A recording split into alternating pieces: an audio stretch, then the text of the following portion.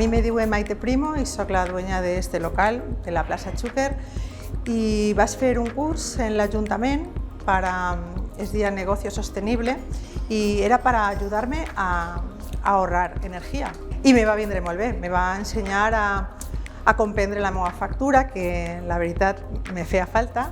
Vaig aprendre que tenia una bona contractació de llum, el terme de llum estava molt bé i me van ensenyar truquets perquè poguera ahorrar, perquè no me s'anara la llum en moments així de molt de consum i estic supercontenta. Ara la veritat és que en la situació actual m'ha pujat un poc la factura, però és que no sé, no depèn ja de les coses que jo vaig dependre, sinó del quilovatio hora. I jo vos convido a tots a que participeu en les jornades que van a fer en les naves els dies 15 i 22 de novembre,